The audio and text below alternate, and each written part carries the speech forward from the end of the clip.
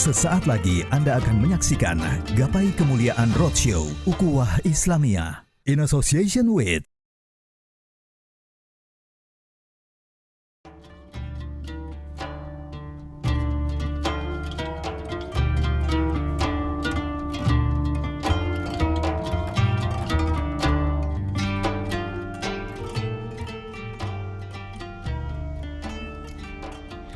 Assalamualaikum warahmatullahi wabarakatuh. Masya Allah. Apa kabar pemirsa CNN Indonesia? Semoga Anda senantiasa sehat dan selalu berada dalam lindungan Allah Azza wa Jalla. Senang sekali hari ini saya Mladia Rahma dan juga rekan saya kembali hadir menjumpai Anda dalam program kesayangan kita semua, Gapai Kemuliaan Roadshow. Eva, hari ini luar biasa sekali, spesial karena Gapai Kemuliaan pada pagi hari ini hadir langsung di tengah-tengah jamaah Alhamdulillah Masjid BT Al Amin Cikopo, Purwakarta, Jawa Barat. Masya Allah. Jadi semakin ramai, semakin meriah. Saya sapa dulu ya. Kita sapa dulu. Assalamualaikum Bapak Ibu, sehat? Hari ini semangat ya kita menuntut ilmu ya. Iya semangat, harus semangat. Nah untuk ngecek semangatnya nih, kita ada slogan ya yang kita nanti ngecek apakah Bapak Ibu tetap semangat untuk menuntut ilmu pada hari ini. Yuk gapai kemuliaan. Insya Allah. Sekali lagi harus lebih semangat. Yuk gapai kemuliaan. Insya Allah. Mudah-mudahan Allah senantiasa memudahkan kita ya untuk menuntut ilmu agama. Amin ya rabbal alamin. Eva, hari ini kira-kira tema apa yang akan kita bahas di tengah jamaah dan siapa saja para asatis yang sudah hadir di tengah-tengah kita? Nah itu dia Mila, seperti kita ketahui bersama hampir 2 bulan lamanya kita sama-sama menyaksikan saudara-saudara kita di Gaza Palestina ini digempur oleh Zionis Israel. Ribuan jiwa melayang, kita menangis melihatnya ya. Mereka bahkan harus mengungsi di atas tanahnya mereka sendiri. Nah ini gerakan-gerakan solidaritas itu muncul, tidak hanya muslim tapi juga non muslim. Karena ini memang bukan masalah agama, tapi ini kemanusiaan Mila. Nah terkait hal ini, hari ini kita akan membahas terkait ukhuwah Islamiyah. Masya Allah, menarik. Jadi nanti bapak-bapak dan ibu-ibu yang punya pertanyaan silakan. Karena kita saat ini sudah bersama yang nanti akan memberikan jawaban ya dan juga pencerahan gitu, ilmu bagi kita semua. Ada gurunda kita semua, ada Kiai Haji Haris Hakam. Assalamualaikum Kiai. Assalamualaikum Pak Kiai.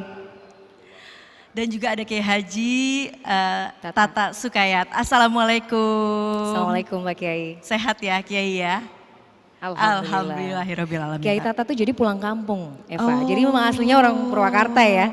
Pak Kiai ya, Masya Allah. Jadi panggilnya AA nih mestinya ya. Masih cocok dipanggil AA. Masih cocok kayaknya ya. Masya Allah. Oke. Baiklah sebelum kita mulai saya ingin menyampaikan, mengucapkan terima kasih terlebih dahulu ya Mila ya. Kepada Bakti Kominfo, kemudian Kazwa, BPKH, Main ID dan juga Al Amin Universal yang telah membantu terselenggaranya acara ini. Baiklah saya akan langsung ke Kiai Haris. Nah Kiai melihat situasi di Gaza Palestina saat ini.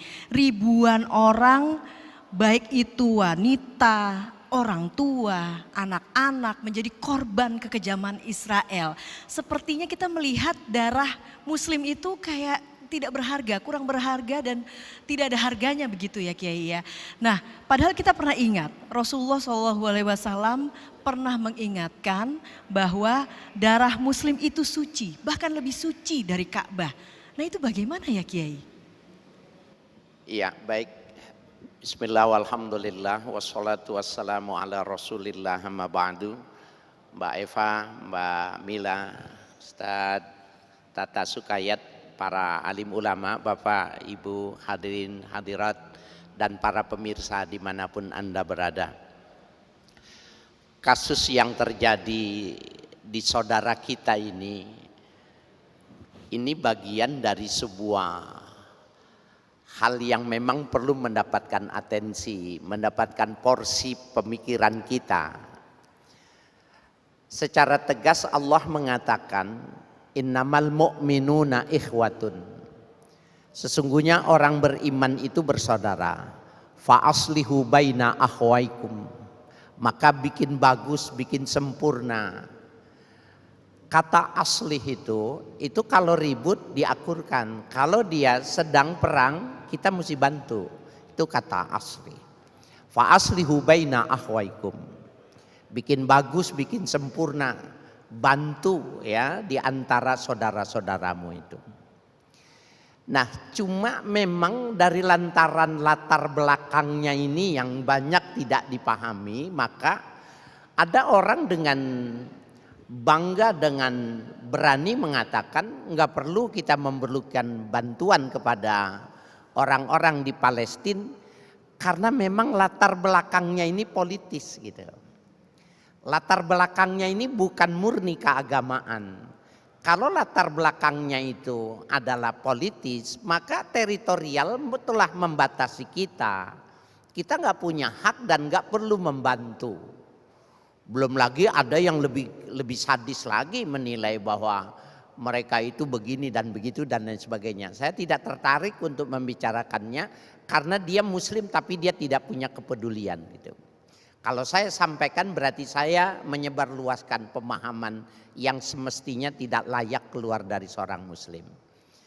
Kalau menurut pemikiran saya ya Mbak Eva, orang Islam itu diajarkan oleh Al-Quran itu ya lihat akibat. Saya pernah bicarakan sama Mbak Mila dalam salah satu episode di Gapai Kemuliaan CNN ini. Jangan lihat sebelumnya, jangan lihat sebabnya, tapi lihat akibatnya. Kalau kita berbicara sebab, maka sebenarnya di situ sangat melibatkan Tuhan. Nggak akan terjadi daun kering jatuh itu kalau tidak ada ketetapan Tuhan gitu. Kalau mau lihat sebab. Tetapi selalu Allah mengatakan Qul siru fil ardi fayanzuru kaifa kana akibatul mukadzibin. Coba kalian pergi. Siru pelesir. Tamasya. Pergi, jangan di kampung saja. Coba kau perhatikan. Kaifa kana akibatul mukadzibin. Bagaimana akibat yang dilakukan oleh orang-orang yang mendustakan. Kaum Samud, kaum Ad, dia sudah menerima ajaran dari nabinya, tetapi dia mendustakan. Ada 9 ayat yang menggunakan kata akibat. Akibatul mukadzibin, akibatul zalimin, akibatul munzirin. Itu semuanya coba kamu lihat akibatnya. Mbak Eva, kita lihat akibat dari perang yang terjadi ini, anak kecil menjadi korban, wanita menjadi korban, orang yang sudah tua jadi korban, masjid tempat ibadah jadi korban. Ini kan sebenarnya dalam konvensi dunia ini sudah bertentangan, ini sudah kebinatangan, ini bukan lagi pada batasan kemanusiaan lagi. Nah kalau ada orang masih belum membantu justru berpikir sebabnya dulu, saya kira dia mesti dialihkan pemikirannya itu. Akibatnya ini semakin banyak, semakin brutal, semakin gila. Saya tadi istirahat ini, Benyamin Netanyahu itu sudah keterlaluan, bahkan dia mengatakan bahwa keinginan Muhammad, Malaysia, Indonesia, termasuk ada satu negara lagi yang dia sebut, itu semua mimpi ketika dia ingin menguasai Palestina itu. Selesai ini 4 hari ini dia akan bombardir lagi. Apakah kita orang yang semacam itu harus berpikir sebabnya dulu gitu? Orang sudah mati ini, sudah angka masuk 12 juta, 12 ribu ya, 12 ribu. Nah oleh karena itu Bapak Saudara sekalian, 3 hal yang mesti kita lakukan, 3D. D yang pertama donasi. Bapak jangan keluar dari masjid sebelum mengirimkan, mentransfer pada rekening-rekening ini. Tapi ini begini juga bahaya juga ini gini. Katanya unsurnya masih juga ada. Nah Bapak Ibu sekalian, yang kedua doa. Jangan kita tidak mendoakan. Ada yang kesunnah Nabi itu kunut nazilah. Maka kita kunut, boleh itu mau menggunakan kunut yang ditulis oleh Syekh Hasyim Asy'ari, yang ditulis oleh ulama-ulama dari kota Yaman dan lain sebagainya, boleh dipergunakan itu. Kunut itu bagian kepedulian. Nah yang ketiga itu diplomasi. Pemerintah kita sudah melakukan diplomasi, tetapi diplomasi itu bukan cuma pada tingkat negara. Ada orang-orang Muslim yang ada di Amerika, di Eropa, dia mau melakukan ya diplomasi, sehingga orang-orang Yahudi di Amerika, di Eropa itu mereka mengatakan kami Yahudi tapi kami bukan Zionis. Kami tidak suka yang diperlakukan oleh Yahudi Zionis terhadap Palestina. Nah ini 3 hal harus didengungkan, harus didakwakan. Dan jangan cuma berbicara tetapi kita melakukannya. Saya kira itu Mbak Eva. Masya Allah. Jadi donasi, doa dan diplomasi ya. Diplomasi. Itu yang harus kita lakukan. Nah menarik. Pak Kiai Tata, kalau kita bicara sebenarnya ya, ukhuwah Islamiyah sendiri, sebenarnya hakikatnya itu apa dalam Islam? Dan bagaimana kemudian persaudaraan sesama muslim itu dibangun atas dasar apa? Silakan. Terima kasih Mbak Amila. Assalamualaikum warahmatullahi wabarakatuh. Sampurasun. Alhamdulillah, assalatu wassalamu ala rasulillah Sayyidina Muhammad ibn Abdillah wa ala alihi wa sahbihi wa mawalah, amma ba'du. Guru kita semua, Kiai Haji Haris Hakam, Mbak Eva, Mbak Mila, Ibu Bapak sekalian yang sama-sama hadir dalam menggapai kemuliaan, juga pemirsa yang berbahagia. Pertanyaan yang sangat penting kita renungkan. Kalau kita sering mendengar ukhuwah Islamiyah, apa sih ukhuwah Islamiyah itu? Akhu artinya saudara, al-Islam artinya Islam. Ukhuwah Islamiyah adalah persaudaraan yang ditautkan karena persamaan keislaman. Al-muslimu lil muslimi kal jasadil wahid. Muslim yang satu dengan muslim yang lain bagaikan tubuh yang satu. Kaki setandung batu, bibir kita yang merintih, air mata kita yang keluar tanpa diundang. Begitulah persaudaraan sama muslim. Saudara-saudara kita di Gaza yang dihabisi oleh Israel laknatullah, kita yang merasakan penderitaan dan kepayahannya. Sensitivitasnya ada. Itu adalah akhul muslim, saudara muslim. Tidak sebangsa, tidak seetnik, tidak sebahasa, tetapi sama-sama kita mengucapkan asyhadu alla ilaha illallah wa asyhadu anna muhammadar rasulullah, artinya saudara. Seindah-indahnya saudara adalah yang merasakan penderitaan saudaranya, dan sebaik-baiknya sesama saudara yang merasakan kebahagiaan saudaranya ketika bahagia. Bukanlah saudara ketika kita bahagia melihat penderitaan saudara kita, dan juga sebaliknya bukanlah saudara ketika bahagia menderita kita malah bahagia. Maka kita menyaksikan, ini bukan film, bukan sinetron, tetapi beneran. Setiap hari, setiap saat dibombardir, rumah sakit dibombardir, tempat-tempat ibadah juga dibombardir, anak-anak kecil juga dihabisi, tak tersisa. Rasa-rasanya Pak, untuk mencintai dan merasakan penderitaan saudara-saudara kita di Palestina, tidak harus menjadi muslim, cukup jadi manusia. Kalau kita manusia, ada manusia lain diperlakukan biadab seperti itu. Jika tidak merasakan penderitaannya, dipertanyakan kemanusiaannya. Hanya binatang yang tidak merasakan penderitaan sama binatangnya. Bapak, kalau kambing disembelih, yang satu belum disembelih, kambing yang satu masih bisa tertawa berbahak-bahak. Kenapa? Hewan. Tapi kalau manusia, manusia satu dihabisi oleh manusia lain, sementara kita tidak merasakan penderitaannya, tidak muncul kepekaan untuk membantu mereka. Hanya sekedar 3D tadi kata guru kita semua. Dengan doa, dengan donasi, dengan diplomasi, na'udzubillahi min dzalik. Jiwa kemanusiaannya sirna tiada. Itu yang disebut Al-Quran, ulaika kal an'am balhum adol. Dia manusia yang lebih sesat dibandingkan binatang yang paling sesat. Na'udzubillah, summa na'udzubillahi min dzalik. Maka Mbak Mila, persaudaraan muslim itu kita sering diingatkan. Ibu bapak, kalau kita baca mushaf Al-Quran, surat pertama yang kita baca surah Al-Fatihah. Isi, esensi dan substansi Al-Fatihah itu mengajarkan hablum minallah yang sangat penting buat kita. Tapi kalau kita baca surat terakhir, juz ke-30, surat yang kita baca surat terakhir dalam Al-Quran itu surah An-Nas, mengingatkan pentingnya hablum minan nas. Salat yang kita laksanakan menghadap kiblat, apa yang kita lakukan? Memulai salat dengan takbiratul ihram, Allahu Akbar, dalam rangka hablum minallah. Tetapi akhir salat apa yang kita lakukan? Apa yang kita baca? Sambil nengok ke arah kanan, assalamualaikum warahmatullah, nengok ke arah kiri, assalamualaikum warahmatullah. Ada yang jawab nggak salam kita? Etama salam nu haram dijawab. Jangan sampai sholat assalamualaikum warahmatullah, kita jawab waalaikumsalam warahmatullah, nggak usah dijawab. Karena pernyataan sikap.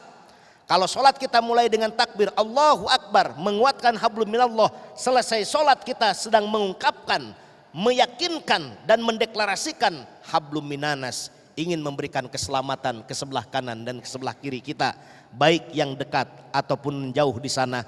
Muslim dengan muslim harus berempati kepada sesama saudara muslimnya. Amin ya robbal alamin. Insya Allah, betul. Jadi harus mengambil sikap ya. Tidak ada posisi netral ya Pak Kiai ya? Tidak ada. Tidak ada. Jadi sebagai muslim memang harus mengambil sikap untuk membela saudara-saudara kita. Bahkan dalam logika perang, kalau tidak mengalahkan ya dikalahkan. Kalau Dikalahkan. tidak membunuh ya dibunuh. Pilihannya kalau menang kita Melawan. harus membunuh lawan Oke. perang kita. Ya. Oke, bukan main ya. Oke, tapi kita harus break dulu ya Mila ya. Kita akan lanjutkan lagi pembahasan kita tentang hak dan kewajiban seorang muslim setelah jeda berikut ini. Yuk gapai kemuliaan. Tetap bersama kami.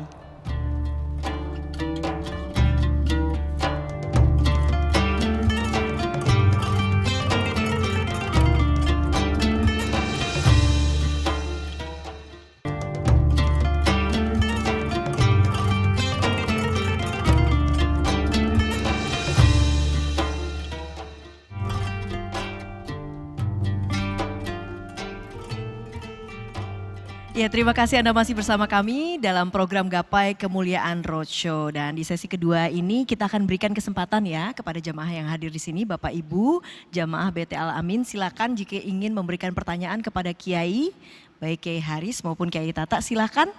Ada yang ingin bertanya, silakan acukan tangan. Oke, Bapak paling silakan. depan. Tolong perkenalkan nama dan asalnya ya, Pak. Assalamualaikum warahmatullahi wabarakatuh. Waalaikumsalam warahmatullahi. Nama saya Sajidin dari Cirebon. Ustaz, saya mau bertanya, jika seseorang telah menjadi muslim, apa sih hak dan kewajiban sesama mereka dan sesama muslim lainnya? Mohon penjelasannya. Terima Baik. kasih. Oke. Terima kasih Bapak atas Terima pertanyaannya. kasih. Pertanyaannya apa saja hak dan kewajiban seorang muslim Kiai kepada sesamanya? Baik, kalau bertanya tentang hak dan kewajiban, maka lebih cenderung kita memperhatikan manusia itu dari aspek syariat. Padahal syariat itu hanya sepersekian persen dari sebuah sistem nilai kemanusiaan yang jauh lebih besar, di mana orang tidak lagi berbicara tentang hak dan kewajiban. Oke, dalam konteks kewajiban kita, kalau tadi sudah digambarkan sama Ustadz Tata ya tentang tamsil ya, tamsil yang diberikan oleh Rasulullah itu ada beberapa. Pertama digambarkan kalbunyan yasuddu ba'duhum ba'da. Seperti bangunan yang satu dan lainnya itu komponennya, anasirnya itu satu dan lainnya itu menguatkan.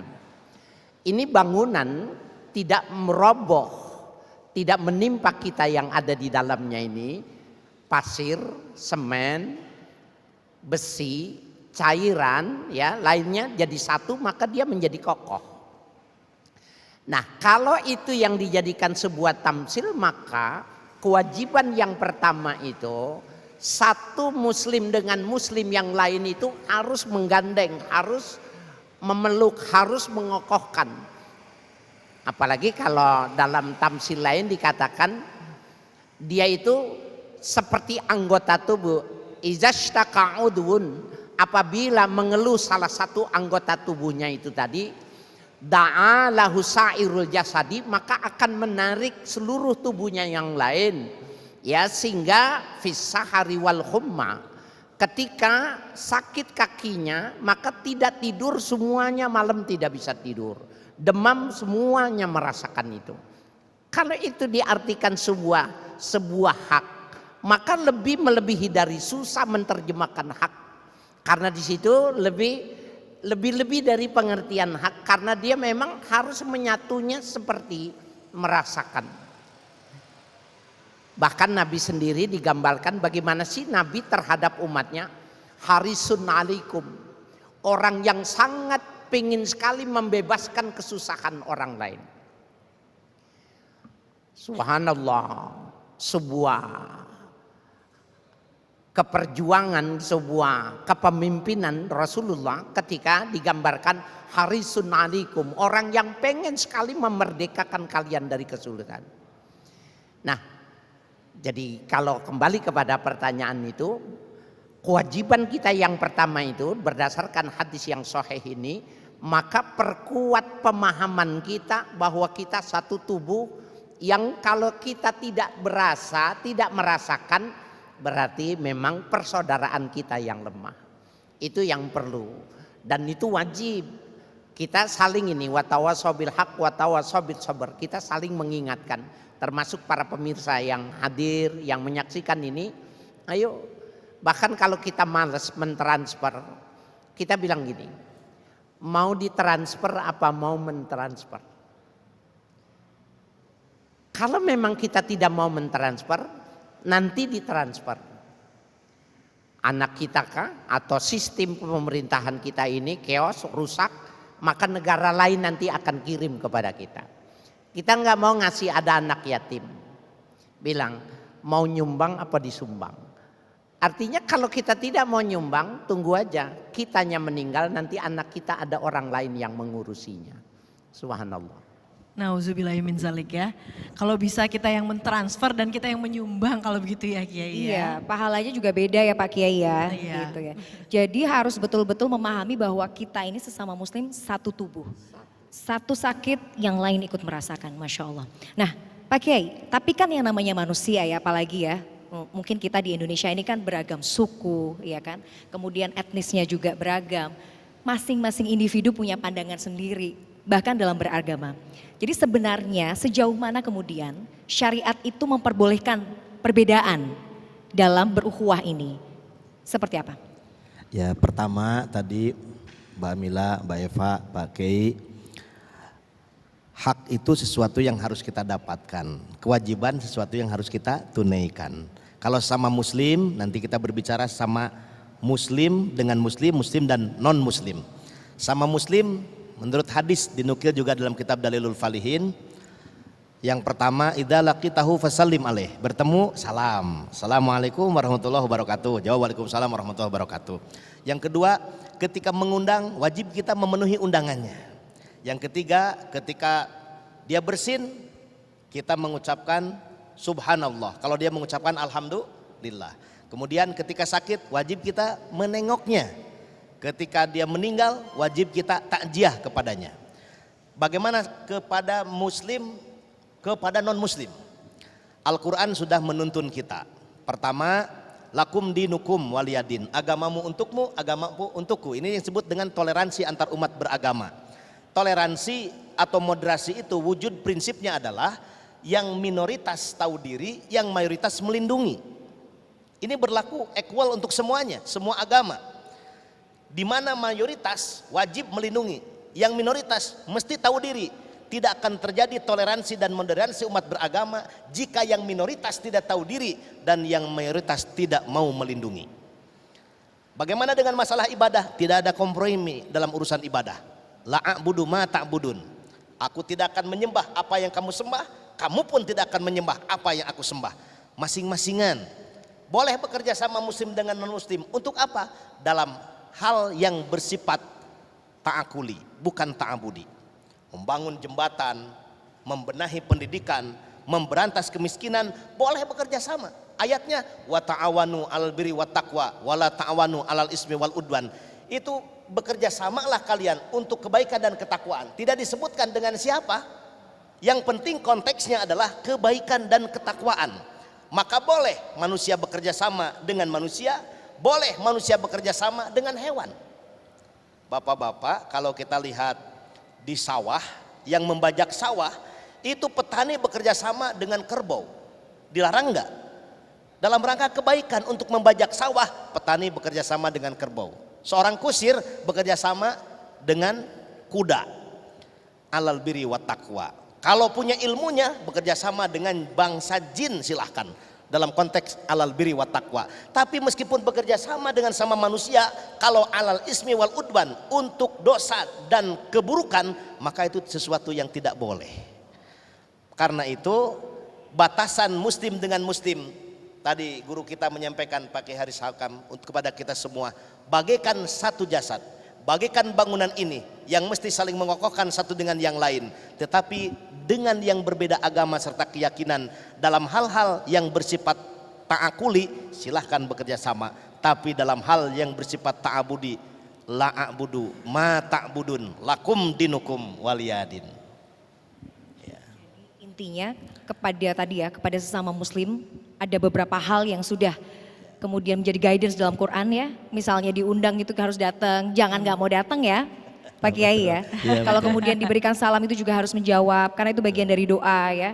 Dan kepada non muslim kita juga tetap harus baik. Jadi bermuamalah itu juga baik ya. Itu sebenarnya. dijelaskan Mabila Al-Quran surah Al-Hujurat ayat Surat 13. Al-Hujurat. Ya ayuhan nas inna khalaqnakum min dzakari wa unsa wa ja'alnakum syu'uban wa qabaila lita'arafu. Inna akramakum indallahi atqakum. Innallaha alimun khabir. Itu ta'aruf ya, pengenalan budaya. Nanti dari ta'aruf naik jadi tafahum, dari tafahum naik jadi ta'awun, dan ta'awun nanti naik jadi takaful, saling melindungi, saling menyayangi satu dengan yang lain. Kata orang Purwakarta itu yang disebut dengan silih asah, silih asih, silih asuh. Silih asah, silih asih, silih asuh. Oh, belajar jadi orang Sunda ini. Belajar jadi orang Sunda ya. Kalau bahasa kerennya sekarang kolaborasi, sinergi. Oke, menarik sekali pembahasan kita, tapi kita harus break lagi, jeda lagi. Kita akan lanjutkan sesaat lagi, tetap kemana-mana. Jangan kemana-mana, tetap di sini. Kami akan segera kembali. Yuk, gapai kemuliaan.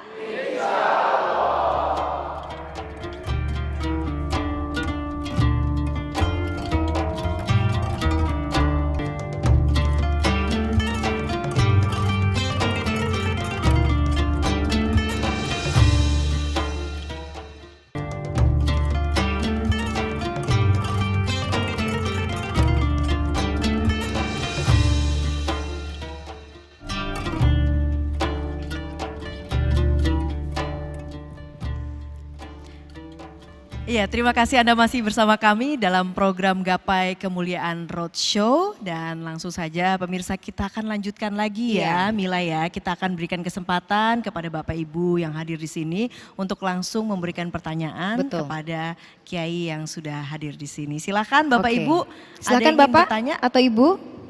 Boleh yang pertama. Tolong sebutkan nama dan asal, silakan. Bapak silakan boleh berdiri. Oke, silakan Bapak. Assalamualaikum warahmatullahi wabarakatuh. Ada ribet ya Pak Kiai, punten ya, masalah politik ya.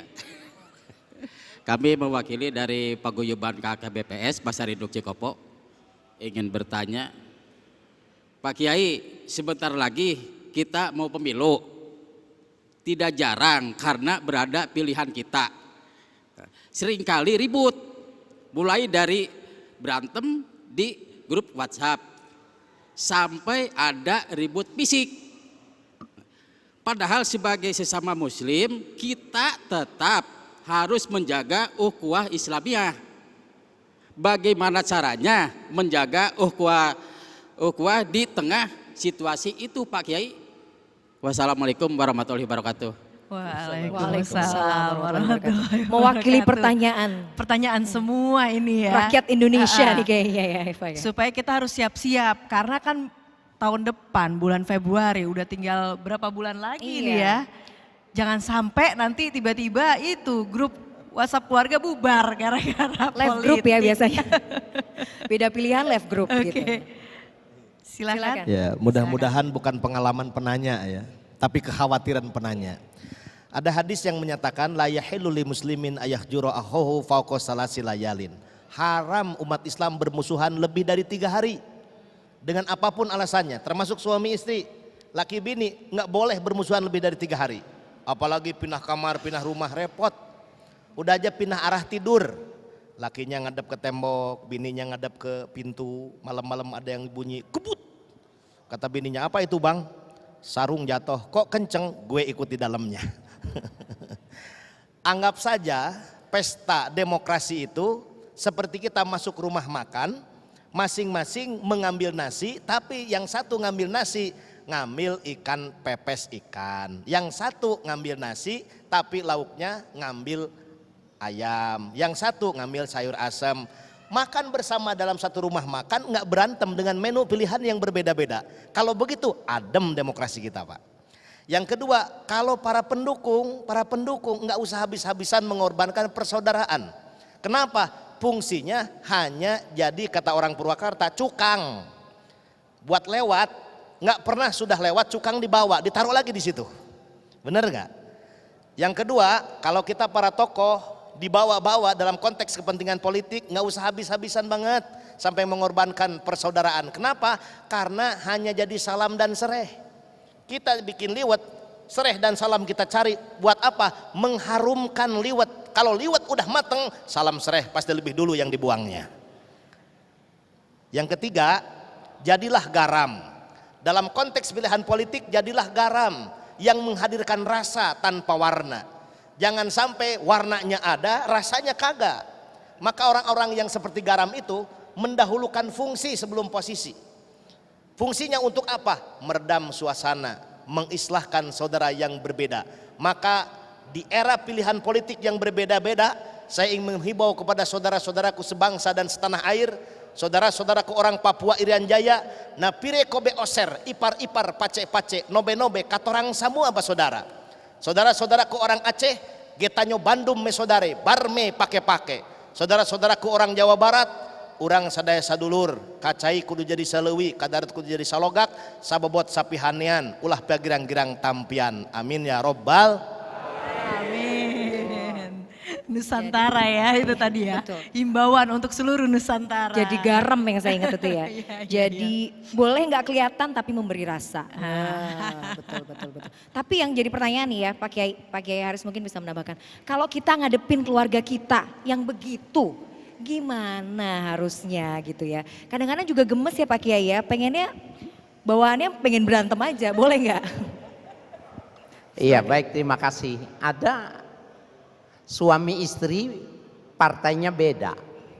Dia baiknya kalau lagi hajat aja. Nggak enak bener gitu ya. Karena memang cara pandangnya berbeda gitu. Dulu saya pikir itu cuma sebuah seloroh aja supaya orang tertawa gitu. Emang ada. Betapa nggak enak betul gitu. Ya, berumah tangga tetapi beda partai gitu. Nah, Imam Syafi'i, salah satu wasiat dari Imam Syafi'i itu ada 3 yang menarik untuk kita bersikap terhadap orang lain. Beliau mengatakan, Ashir bima'ruf, hiduplah kalian dimanapun saja dengan ma'ruf. Ma'ruf itu berbeda dengan hasan, berbeda dengan birrun, berbeda dengan tayyibun, yang dalam bahasa Indonesia itu semuanya artinya baik. Ma'ruf itu baik menurut agama, baik menurut rasio, baik menurut kemanusiaan. Muslim yang baik itu hidup di mana saja dia bil ma'ruf, dengan ma'ruf. Yang kedua kata beliau, samih man i'tada. Toleransilah kepada orang yang kau tidak sejalan, yang berbeda. Biarkan saja Bapak sekalian, bukankah perbedaan ini sebuah sunnatullah? Kalau seandainya manusia itu sewarna, Kalau saja keinginan itu sewarna, subhanallah. Saya sama Mbak Milani lebih banyak ketemu kalau pagi. Sama Mbak Eva yang belum nih. Nanti habis ini lebih sering sama Mbak Eva nih kayak. Bapak Ibu sekalian, ikan yang kita makan itu subhanallah. Allah bilang itu yang empuk buat kamu. Ya. Tulangnya jangan dimakan keras, kalau dimakan bisa nyangkut. Ya. Itu buat binatang yang lain, buat kucing. Ya. Bahkan kalau tulang itu besar, bangsa jin itu makannya itu tulang. Sehingga orang Islam itu, kaum laki nih nggak boleh kalau pipis itu ada tumpukan tulang dipipisin, itu nggak boleh. Jin pernah demo kepada Nabi meminta supaya dilarang jangan mengencingi tulang karena itu menjadi konsumsi mereka. Bayangin ya, ikannya satu tapi dibagi buat manusia, dibagi buat jin, dibagi buat kucing. Walaupun kadang-kadang prakteknya susah. Presto, di presto, dimakan semua. Kata kucing gini, itu punya gua. Ya, gara-gara ada presto dimakan semua. Pak Ustadz, itu kan kalsium, itu yang butuh kita untuk menguatkan tubuh. Kucingnya bilang, ya kalau tulangnya mau dimakan, dagingnya kasih separuh sama dia gitu loh. Nah, Allah membuat perbedaan dalam satu fungsi yang berbeda. Bayangkan kalau seandainya jin doyan tempe, doyan tahu, doyan sayur asem, enggak lama kita tinggal dimakan sama dia, enggak dikasih selera dia. Ini sebuah perbedaan, berarti sunnatullah.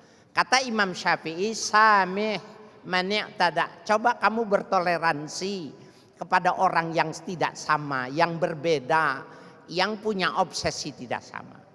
Yang ketiga kata beliau, dafi' walakin billati hiya ahsan.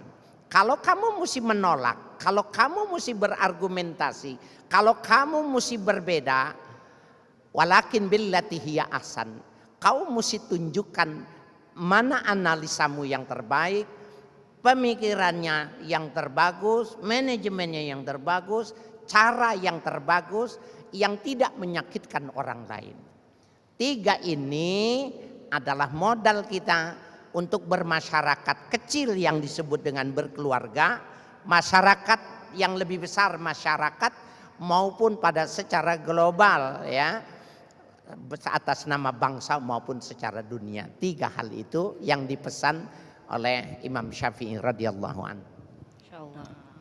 Menarik ya. Jadi ada 3 fondasi yang harus kita ingat-ingat ya, Pak Kiai Haris. Yang pertama adalah kita harus menjadi orang yang ma'ruf, membawa kebaikan bagi lingkungan. Di mana aja kita itu dirindukan gitu ya bahasanya ya. Nggak malah disebelin gitu ya Pak Kiai ya. Ada bahasa gini, ma'ruf itu datang menggenapkan, pergi mengganjilkan. Oh, Masya Allah. Jadi kalau ada senang, kalau nggak ada dicari-cari. Dicari-cari, dirindukan. Betul. Gitu ya Mila ya. Jadi ma'ruf, kemudian toleransi, dan yang ketiga adalah menunjukkan pada kebaikan ya. Kita memberi contoh kepada hal yang baik. Masya Allah. Ya, insya Allah kita akan menjadi orang yang seperti itu ya. Amin, amin. Ya Rabbal Alamin, mudah-mudahan Allah mudahkan. Masya Allah, mau banget.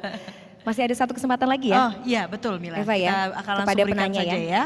Kepada yang mau bertanya silahkan Bapak. Oh ada. Oh Bapak, oke. Silahkan Bapak. Disebutkan Ibu-ibunya nama hari dan ini asalnya. kayaknya mungkin lumayan ini ya, lumayan kurang aktif ya. Iya. Agak pasif ibunya ya.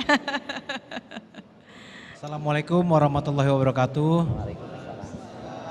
Nama saya Aldri. Punten Pak Kiai, mau nanya. Kira-kira apa aja sih yang membuat persaudaraan Islam itu bisa kuat? Dan apa aja sih yang kira-kira bisa menghalangi persaudaraan Islamnya ini? Terima kasih. Silakan. Ya, ini pertanyaan antisipasi buat kita. Persaudaraan itu bisa kuat tapi bisa lemah. Apa yang menyebabkan persaudaraan kita menjadi lemah? Kalau kita baca Quran surah Al-Hujurat misalkan, Allah Subhanahu wa taala berfirman, ini sebab-sebab rusaknya persaudaraan, Pak. Ya ayyuhalladzina amanu, wahai orang-orang yang beriman, la yaskhar qaumun min qaumin asa ayakunu khairum minhum wala nisaum min nisain asa ayakuna khairum minhun. Al-ayah. Yang pertama, dilarang melakukan taskhiriyah, yaitu mengolok-olok. Persaudaraan kita bisa rusak karena memperolok-olok. Ketika kita mulai memperolok-olok, maka akan dijawab dengan memperolok-olok. Kita pinjam teori komunikasi, stimulus respon. Kalau stimulusnya memperolok-olok, maka akan memancing, respon juga memperolok-olok. Kalau kita senyum, maka akan memancing dan mengundang lawan kita juga senyum. Maka kalau kita senyum, istri kita membalas senyum. Kita senyum, anak kita juga membalas senyum. Tidak ada istri, tidak anak, kita senyum. Nah itu Pak, agak gila tuh, Pak. Jadi yang pertama ini tasir. Yang kedua, dilarang mencela. Wala talmiju atau iltimaz, mencela. Kalau orang sudah doyan mencela, sebaik apapun yang orang lakukan tetap aja ada celahnya, Pak. Jangankan dalam konteks sosial, sholat aja Ki. Kalau imamnya, misalkan sholat tarawih, dia ingin seperti di Masjidil Haram, di Masjid Nabawi. 1 rakaat 1 juz. Dasar makmumnya senang mencela, dia bilang ini kepanjangan imam, besok gua kagak sholat di mari dah, pindah masjid. Tapi kalau imamnya pendek, pakai fatihus suar, sah menurut fikih, sah. Bismillahirrahmanirrahim, qaf, Allahu Akbar. Bukannya dipuji, dicela juga. Nih imam kayaknya kebangetan pendek. Panjang dicela, pendek dicela, ini bisa merusak persaudaraan. Apalagi su'udon. Iyakum waddonna, maka dalam konteks bersaudara kita tidak boleh berburuk sangka. Berburuk sangka itu boleh untuk profesi-profesi tertentu. Misalkan security, itu boleh berburuk sangka. Ada orang ngedap-ngedap ke masjid, patut dia bercuriga. Kok jam segini ngendap-ngendap ke masjid, mungkin mau nyolong. Dia tanya tuh, kalau husnudon bahaya Pak. Ngendap-ngendap ke masjid, dia masuknya juga tidak lewat pintu, tapi lewat jendela. Husnudon, biarin dah dia mungkin mau sholat tahajud malam-malam. Udah gitu ada deketin kotak jariah Pak, dia masih husnudon juga, mungkin dia mau nyumbang. Di bawah kotak jariahnya masih husnudon juga, mungkin dia nyumbang mau ngumpet kali biar nggak ketahuan. Sampai hilang tuh sama kotak jariahnya. Profesi tertentu boleh suudon. Tapi kita dalam konteks persaudaraan tidak boleh bersuudon. Tidak boleh negative thinking. Malahan ada begini katanya Mbak. Kalau orang yang biasa negative thinking, ya, berburuk sangka, maka dia akan punya bad feeling. Feeling dia pun akan jelek. Orang yang good feeling, good thinking, dia akan punya good feeling. Percayalah dalam kehidupan sehari-hari orang yang biasa husnudon Pak, pikiran-pikirannya cerdas dan lewat tanpa terhalang oleh batas. Tapi orang-orang yang suudon biasanya juga mumet Pak. Jangankan ditanya berapa minggu ke depan, hari ini saja dia tidak tahu apa-apa. Jadi siapa yang ingin punya good feeling, belajarlah dari good thinking. Itu dia ya, good thinking ya Mila ya. Jadi good feeling. Good feeling, oke. Memang menjaga Jadi good everything ya Pak. Good everything. Memang menjaga uhuwah Islamiyah itu tantangan luar biasa ya. Tantangan, betul. Mila ya, karena memang ya itu tadi ya, jangan mengolok-ngolok, jangan Gak boleh berprasangka buruk. Mencela juga gak boleh. Mencela juga nggak boleh, apalagi kalau satu rumah ya. Nanti istri berburuk sangka ke suami, suami keburuk sangka ke istri, wah bahaya tuh ya. Itu kayaknya harus satu bab sendiri kayaknya. Kita bahas nanti. Baiklah, kita akan jeda dulu ya Mila ya. Kita akan lanjutkan sesaat lagi. Tetap bersama kami di Gapai Kemuliaan Roadshow. Yuk, Gapai Kemuliaan. Insya Allah. Kami segera kembali.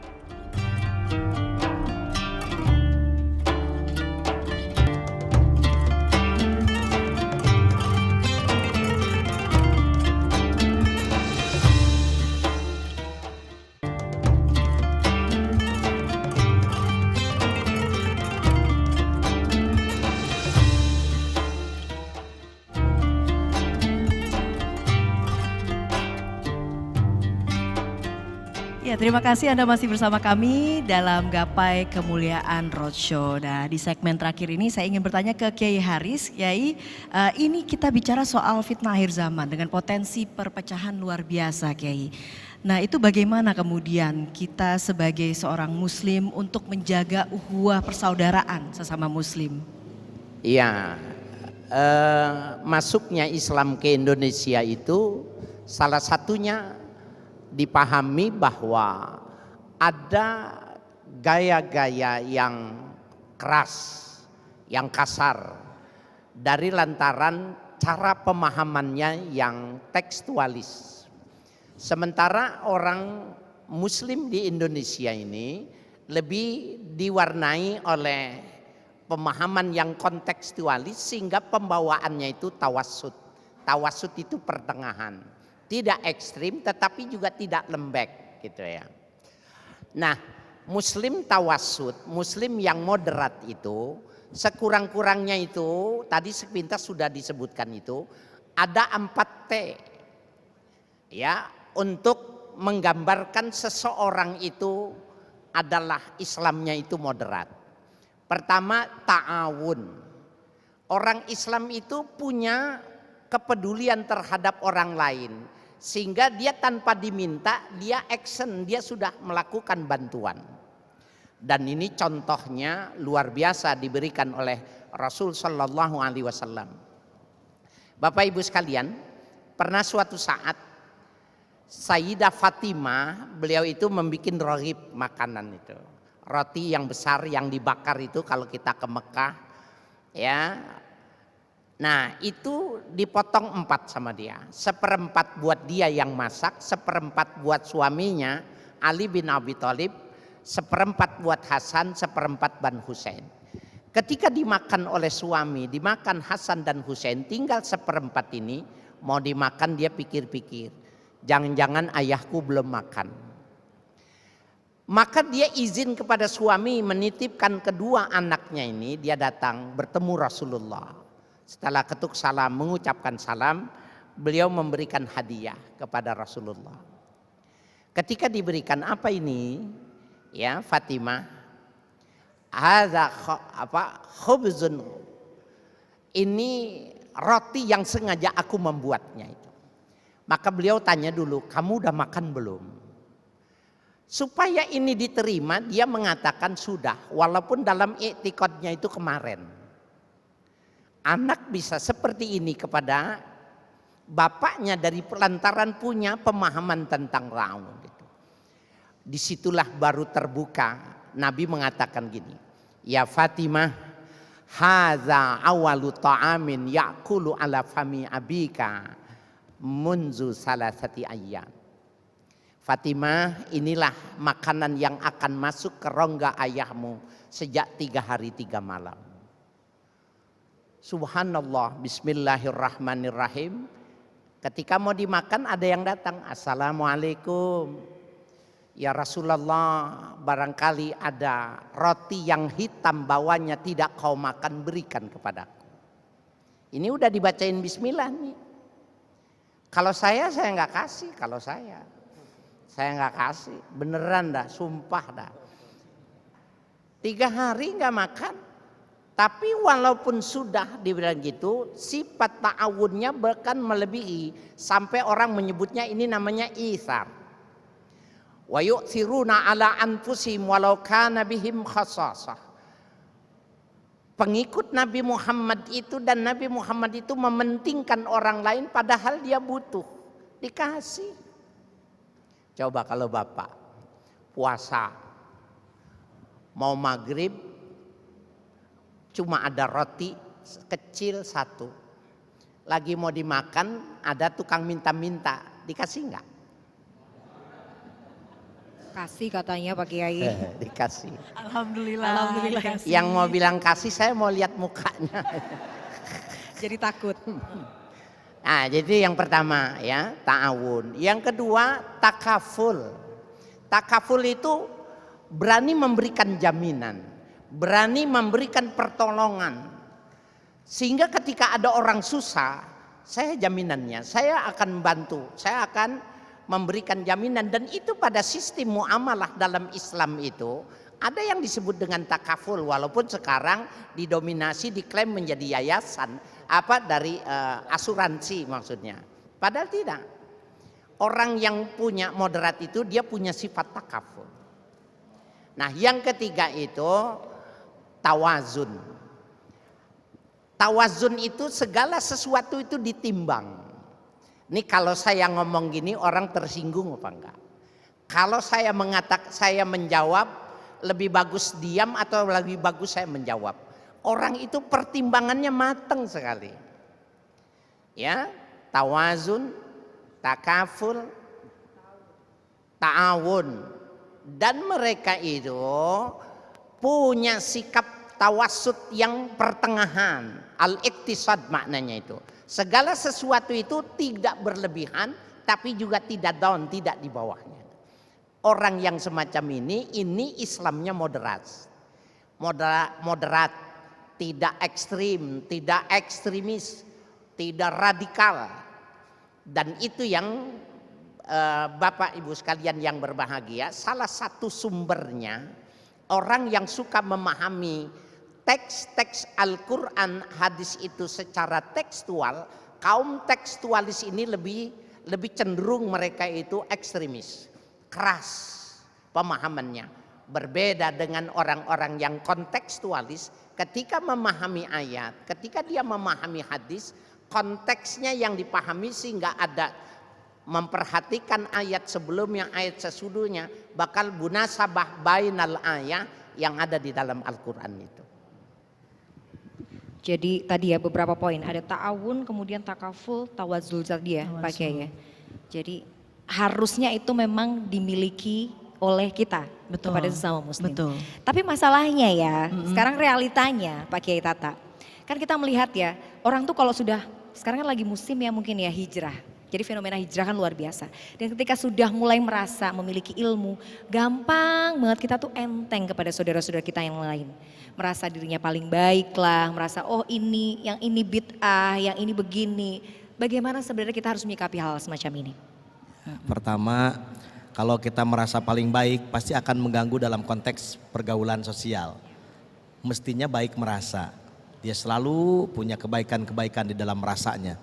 Karena persaudaraan itu akan memuai dari hati yang bersih, dari tutur bahasa yang terjaga, dari kiprah tangannya yang tidak menganiaya, dari kiprah kakinya yang tidak durjana. Dan itu semuanya dikendalikan oleh hati yang paling bening. Kesucian hati, kebeningan jiwa ini akan melahirkan tutur kata kepada siapapun, akan membuat pendengaran yang mendengarnya senang, tenang, tidak tersakiti. Cara memandangnya juga tidak membuat orang lain tersinggung. Yang didengar juga ketika dia mendengar informasi-informasi buruk, dia ingat in ja'akum fasikum binaba'in fatabayyanu. Dia punya kekuatan untuk tabayun, investigasi reporti, punya check and recheck sehingga tidak mudah terprovokasi. Nah ini Pak, di era media sosial pergaulan kita bahkan terjadinya peningkatan tingkat perceraian di negara tercinta ini itu karena masalah yang ada hubungannya dengan media sosial. Salah paham, diprovokasi. Ada provokator memang yang setiap saat ingin menyebarkan berita-berita yang sekiranya orang itu tidak bisa bersaudara lagi. Benar gak Pak? Ya bisa dipacebok kan, bisa begitu. Bisa di TikTok, bisa di IG, Instagram, TikTok dan lain sebagainya. Kurang-kurangnya informasi-informasi yang kita terima, kalau itu informasi yang bersifat provokatif dan kita tidak punya daya sensor, itu bisa terjadi perkelahian, perpecahan yang berujung pada pertumpahan darah. Naudzubillahimin. Maka setiap berita yang kita terima mesti kita cek and recheck. Jangan dulu di-share sebelum kita saring isinya, baru di-sharing maknanya. Kalau kita main sharing-sharing saja, betapa banyak orang yang akan dirugikan dengan informasi yang tidak bisa dipertanggungjawabkan. Maka Nabi itu punya sifat tabligh. Dan ternyata tabligh ketika diinterpretasi oleh Dr. Ibrahim Imam dalam Usulul I'lami, beliau mendefinisikan tabligh itu sebagai tajwidun nas bil akhbari sahihah, membekali manusia dengan berita yang valid, wal ma'lumatis salimah, dan pengetahuan yang menyelamatkan, wal haqaiqis sabitah, dan kebenaran yang konsisten, liyakunal haqqo iman wal qistu, agar tegaknya kebenaran dan keadilan.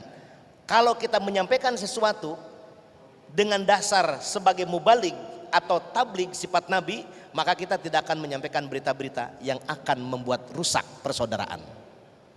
Mudah-mudahan termasuk menggapai kemuliaan ini, atau kita berharap gapai kemuliaan melalui CNN ini, menyampaikan berita-berita yang menyejukkan, mengingatkan mereka-mereka yang sering menyampaikan berita-berita yang tidak bertanggung jawab, dan mengingatkan setiap kita menerima informasi, checks and rechecks.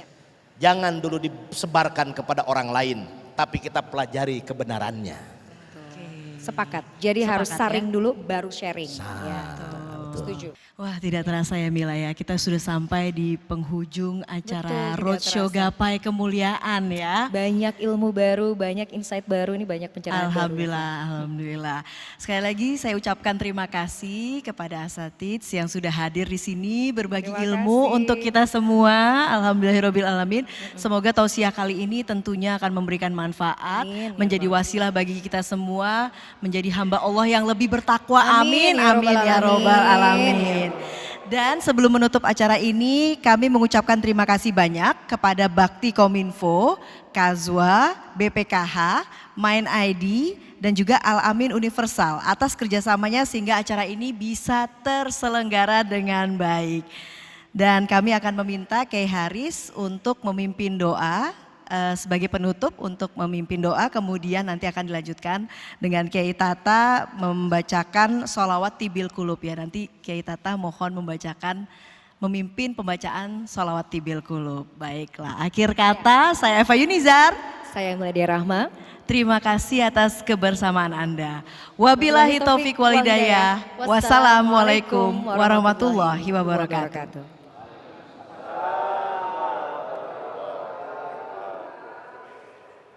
Baik Bapak Ibu sekalian yang berbahagia, kita tundukkan kepala, kita munajat pada Allah Subhanahu wa taala. Bismillahirrahmanirrahim. Alhamdulillahirabbil alamin. Hamdan tayyiban mubarakan fi. Allahumma shalli ala sayidina Muhammad wa ala ali sayidina Muhammad. Allahumma lakal ham wa ilaikal mushtaka wa antal musta'an. Nasta'inuka ala fasadin fina wa nas'aluka salaha amrina kulli, nas'aluka salaha amrina kulli, wala hawla wala quwwata illa billahil aliyil azim. Allahumma nazim ahwalana wa hassin af'alana wa khallisna min alamil fakri wa zul wa asimna minal bala wal waba wa ta'un wa min syururil a'da wa syayatin. Allahumma yassir lanal intizam. Allahumma yassir lanal intizam fi jami' umuri diniyah wa dunyawiyah wa hassil muradana bil khair. Hassil muradana bil khair. Hassil muradana bil khair. Sallallahu ala nabiyina Muhammadin wa alihi washabihi ajma'in. Walhamdulillahi rabbil alamin. Amin. Amin ya rabbal alamin. Mari Bapak Ibu sekalian kita wujudkan kecintaan kita kepada Rasulullah SAW dengan sama-sama membaca, melantunkan selawat tibil kulub.